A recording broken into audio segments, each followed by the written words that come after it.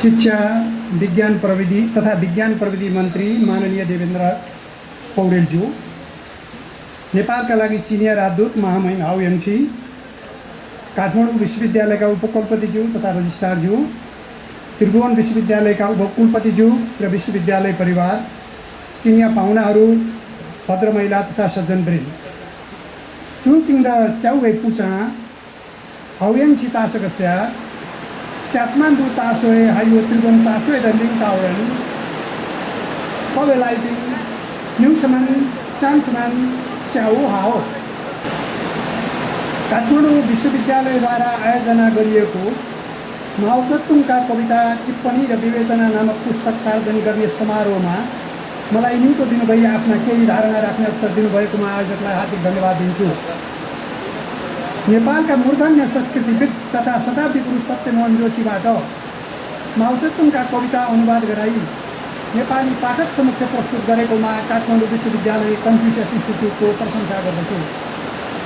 यस इन्स्टिच्युटले नेपाल र चीन बीचको शैक्षिक, सांस्कृतिक तथा जनस्तरको सम्बन्ध विस्तारमा महत्त्वपूर्ण भूमिका खेलेको छ। 16 वर्ष पहिले इन्स्टिच्युट स्थापना समारोहमा लासा स्थित महावाणिज्य दूतको हैसियतमा म उपस्थित थिएँ। उक्त अवसरमा मैले चिनिया मित्रहरूले नेपाली बुझ्न र नेपालीहरूले चीनबारे बुझ्न पश्चिमाहरूद्वारा उनीहरूकै मूल्य मान्यता र आग्रहमा तयार गरिएका सन्दर्भ सामग्रीहरू, उनीहरूका भाषामा प्रयोग गरिएका सन्दर्भ सामग्रीहरू पढ्नुपर्ने अवस्थाको अन्त्य हुनुपर्छ भनेको थिएँ। यस विश्वविद्यालय र त्रिभुवन विश्वविद्यालयबाट हालै स्थापना गरिएका कन्फ्युसियस इन्स्टिच्युटहरूले उपयुक्त अवस्था सिर्जना गर्न महत्त्वपूर्ण भूमिका खेल्नेछन् भन्ने मलाई विश्वास छ। भर्खरै उद्धव प्याकुरेलजीले समेत यो प्रसङ्ग उल्लेख गर्दै यो विश्वविद्यालयले यो अवस्था सिर्जना गरेको कुरा बताउनुभयो, त्यसमा म खुसी व्यक्त गर्न चाहन्छु। आज चिनिया अन्तर्राष्ट्रिय भाषा दिवस पनि हो। म यस अवसरमा चिनिया मित्रहरूलाई भाषा दिवसको शुभकामना दिन्छु। भाषा वास्तवमा एक अर्काको बीच संवादको माध्यम मात्र होइन, यो समाज विकास र सभ्यताको मानक तथा संस्कृतिको महत्त्वपूर्ण अङ्ग पनि हो। एक अर्काको भाषाको ज्ञानले सम्बन्धलाई आत्मीय बनाउँछ र एक अर्कालाई बुझ्न मद्दत गर्छ। त्यसैले दिगो र आत्मीय सम्बन्ध विस्तारका लागि भाषाको आदान प्रदान एकदमै महत्त्वपूर्ण विषय हो। हजारौँ वर्षदेखि जनस्तरको सम्बन्ध रहिआएको एक असल छिमेकी मुलुक चीन हाम्रो सुख दुःखको साथी, भरपर्दो मित्र र नेपालको विकासको साझेदार हो। चाहे भूकम्पको समयमा होस् वा आर्थिक नाकाबन्दीको अवस्थामा वा कोरोना महामारीको बेला, चिनिया सरकार र जनताले नेपाललाई उदारतापूर्वक दिएको सहयोगको म हार्दिक सराहना गर्दछु।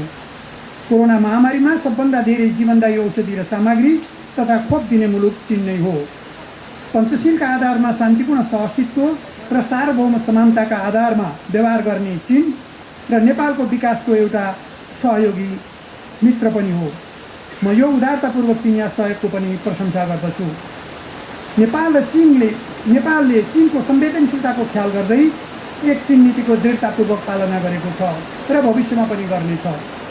नेपाली भूभाग चीन विरोधी गतिविधि हुन नदिने प्रतिबद्धता हाम्रो परराष्ट्र नीतिको अभिन्न अङ्ग हो।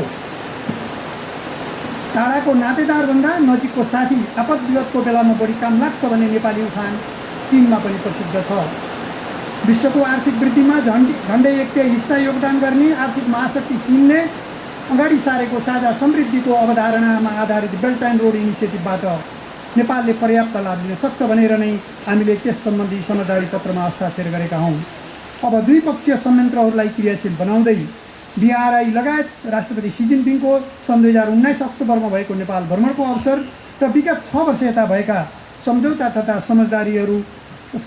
समझदारीहरूलाई समयबद्ध कार्ययोजना बनाई कार्यान्वयन गर्न सके दुवै मुलुकको समृद्धि र स्थायित्व र यस क्षेत्रकै शान्ति र विकासमा योगदान पुग्नेछ भन्नेमा म विश्वस्त छु। अब म आज सार्वजनिक गरेको किताबको संक्षिप्त चर्चा गर्नेछु। आज सार्वजनिक गरेको यो पुस्तक माओत्तुङको 27 वटा महत्त्वपूर्ण कवितालाई नेपालीमा भाषानुवाद र प्रत्येक कविताको टिप्पणी र विवेचन गरिएको छ। साथै चिनिया कविता, छन्द, चिनिया कविताको आकृति, माओत्तुङको लेखन शैली, अनुदित कविताको रचनाकाल र चिनिया इतिहास सम्बन्धी संक्षिप्त 5 वटा आलेखमा चीनको साहित्य र समाज विकासको ऐतिहासिक कालखण्डबारे मोटामोटी जानकारी यो पुस्तकमा छ। चीनमा बसेर नेपाल र चीन बीचको ऐतिहासिक तथा सांस्कृतिक सम्बन्धको गहन अध्ययन गर्नुभएका र 100 वर्षको आयु पार गरिसक्दा पनि नेपाल र चीन बीचको जनस्तरको सम्बन्ध विस्तारमा निरन्तर सक्रिय शताब्दी पुरुष सत्यमोहन जोशीले नेपाल चीन सांस्कृतिक सम्बन्ध विस्तारमा गरेको योगदान प्रेरणादायी छ। शरदीय गुरु सत्यमोहन जोशीले एक महत्त्वपूर्ण उपहार नेपालीलाई दिनुभएको यस अवसरमा नेपाल चीन मैत्री सम्बन्धको एक विद्यार्थीको नाताले म उहाँप्रति हार्दिक कृतज्ञतासहित सम्मान व्यक्त गर्दछु। यस घडीमा अस्पतालमा उपचाररत श्री जोशीको शीघ्र स्वास्थ्य लाभको कामना पनि गर्दछु। साहित्यले समकालीन समाजको संस्कृति, सभ्यता, इतिहास, कला, जीवन पद्धति, मान्छेको मनोदशा र संवेदना जस्ता अमूर्त र भावनात्मक विषय समेटेको हुन्छ। त्यसैले साहित्यको भाषानुवाद एकदमै कठिन काम हो। ठिक ढङ्गले अनुवाद गर्न अनुवादकले जुन साहित्यको अनुवाद गर्न चाहन्छ त्यस समाजको ऐतिहासिक तथा सांस्कृतिक इतिहासको गहन अध्ययन गरेको हुनुपर्दछ। सत्यमोहन जोशी सायद चिनिया समाज विकास, सभ्यता र संस्कृतिका बारेमा जानकार एकदमै थोरै नेपाली मध्ये एक हुनुहुन्छ। त्यसैले त उहाँले आफ्नो भूमिकामा यो अनुवादलाई चिनिया भाषाकै मूल कविताको नजिक पुर्याउने प्रयत्न गरेको हुँदा अङ्ग्रेजी अनुवादसँग धेरै अंशमा मेल नखाने हुनसक्छ भन्नुभएको छ। माओ तत्तुङ शब्द सायद सर्वाधिक उच्चारण गरी नेपालमा कुनै एक विदेशीको नाम हो। मैले विद्यालय जाने उमेर 10-11 वर्षकै उमेरमा माओ त्से-तुङ संसारका शोषित र पीडित मान्छेका मुक्तिका मार्ग देखाउने एक महान क्रान्तिकारी हुन् भनेर पढेको थिएँ। तर चिनिया भाषालाई अङ्ग्रेजीमा रूपान्तरण गरी त्यसलाई नेपालीमा अनुवाद गर्दा चिनिया माओ त्से-तुङलाई नेपालीमा माओ त्से-तुङ भनिएको रहेछ भन्ने कुरा म आफै चीन पुगेपछि थाहा पाएँ। चिनिया भाषाबाट MAOZEDONG चिनिया यो फिङ भन्छ, त्यसलाई अङ्ग्रेजहरूले MAOTSETUNG उल्था गरेछन् र नेपालीहरूले अङ्ग्रेजीबाट त्यही उल्थालाई नेपालीमा माओ त्से-तुङ भन्न थालेको मैले पाएँ। अङ्ग्रेजले ZE लाई T र DONG लाई TUNG भनेर गरेको उच्चारणको प्रभावले हामीले माओ त्से-तुङलाई माओ त्से-तुङ भनिरहेका रहेछौँ। चिनियाहरू वास्तवमा ZE लाई च र D लाई त उच्चारण गर्छन्। त्यसैले MAOZEDONG को नेपालीमा माओ त्से-तुङ होइन माओ त्से-तुङ हुन्छ।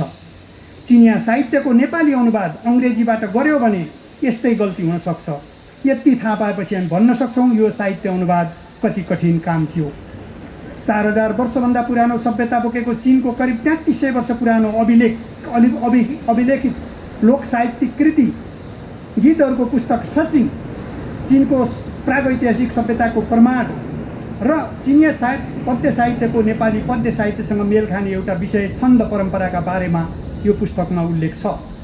नेपाली छन्दमा अक्षर, सङ्ख्या र ह्रस्व दीर्घ मिलाउनु पर्ने जस्तै चिनिया छन्दमा अनुप्रास, निश्चित सङ्ख्याका अक्षर र खास ठाउँमा शब्दको ध्वनि मिलाउनु पर्छ भन्ने जानकारीका अतिरिक्त 17वटा छन्दको अर्थ र हरेक छन्दमा केही पद्यांशहरू यो पुस्तकमा पढ्न पाइन्छ। अनुवादकले चिनिया छन्द साहित्यको नियम बारेमा पाठकलाई संक्षिप्त जानकारी गराएका छन्। माओ त्से-तुङलाई अनुवादकले 20औं शताब्दीका एक महान लेखक भनेका छन्। माओका राजनैतिक वा दार्शनिक विचारहरू सम्बन्धी ग्रन्थका थेली विश्वका सबैजसो प्रमुख भाषामा प्रकाशित छन्, तर कविता थोरै मात्र। माओका लेखनमा अलङ्कार, उखान, वाक पद्धति, इतिहास, संस्कृति, मानव चेतना, शोषित पीडित जनताका वेदनाहरू, प्राकृतिक सुन्दरता र परिवर्तनप्रति दृढ विश्वास यत्रतत्र झल्किन्छ। माओका कविताका विशेषताका बारेमा शताब्दी पुरुष सत्यमोहन जोशी लेख्नुहुन्छ, कोट, शास्त्रीय परम्परामा नियमबद्ध छन्दभित्र बसेर स्वतन्त्र रूपले आफ्ना कला प्रधान विचारलाई मानव माटोको डल्लालाई विभिन्न मूर्तिमा परिणत गर्न सक्नु र भूतकालका जुनसुकै कुरालाई चाहे पौराणिक हो या ऐतिहासिक नै किन नहोस् वर्तमान कालसम्म समन्वय गरेर त्यसलाई वास्तविक रूप दिन सक्नु र जुनसुकै विषयका कवितामा पनि सङ्घर्षशील भावना घुसाउन सक्नु कविता माओका कवितामा देखा परेका प्रधान गुणहरू हुन्। अङ्कोट, चाहे कोमोरोलाई जवाब भन्ने कवितामा प्रयुक्त सुन उ खुङ यो एउटा हाम्रो हनुमान जस्तै बाँदरको एउटा प्रतीक हो यो, र ख्वाए अथवा सुनौलो संसारको धरारामा प्रयुक्त सुनौलो सारस कवि माओ त्से-तुङले ऐतिहासिक पौराणिक नीतिकथाका पात्रको बडो सटिक प्रयोग गरेका छन्। उनका अधिकांश कविता चिनिया जनवादी क्रान्तिको सेरोफेरोमा मान्छेमा नित वीरता, आशावाद र दृढ इच्छाशक्ति तथा उत्साहले भरिएका छन्। 27 मध्ये 7वटा कविता त विश्व प्रसिद्ध लामो हिँडाइ लङ मार्चका विषयमा लेखिएका छन्।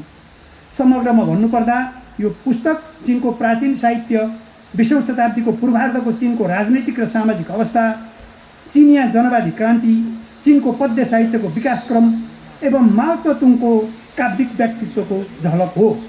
यस पुस्तकले नेपाली साहित्य प्रेमीलाई चिनिया साहित्यको थप खोजी गर्ने भोक जगाउनेछ भन्ने मैले ठानेको छु। काठमाडौँ विश्वविद्यालयले थप चिनिया साहित्यलाई नेपाली भाषामा र नेपाली साहित्यलाई पनि चिनिया भाषामा प्रकाशन गरोस् भन्ने मेरो सुझाव छ। यति भन्दै मेरा भनाइहरू यहीँ टुङ्ग्याउँछु। धन्यवाद। शेषे ताजा।